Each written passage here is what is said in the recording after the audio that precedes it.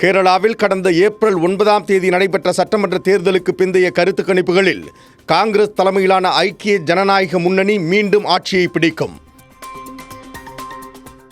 இந்த முறை ஆளுங்கட்சிக்கு எதிரான அலை வலுவாக இருப்பதாகவும் அனைத்து கணிப்புகளும் யுடிஎஃப் கூட்டணி 75க்கும் மேற்பட்ட இடங்களை வென்று ஆட்சியை கைப்பற்றும் என கணிப்பு.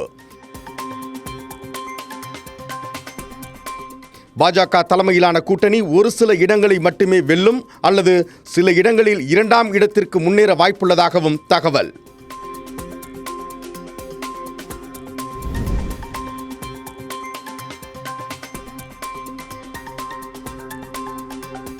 அசாமில் 126 தொகுதிகளுக்கு ஏப்ரல் 9 ஒரே கட்டமாக நடைபெற்ற தேர்தல்.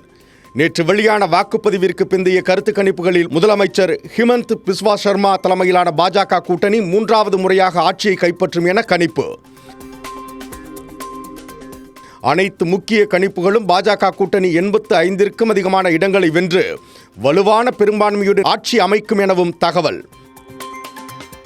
கௌரவ் கோகோய் தலைமையில் களம் கண்ட காங்கிரஸ் கூட்டணிக்கு கடந்த முறையை விட குறைவாக 25 முதல் 40 இடங்கள் வரை மட்டுமே கிடைக்க வாய்ப்புள்ளதாகவும் கணிப்பு.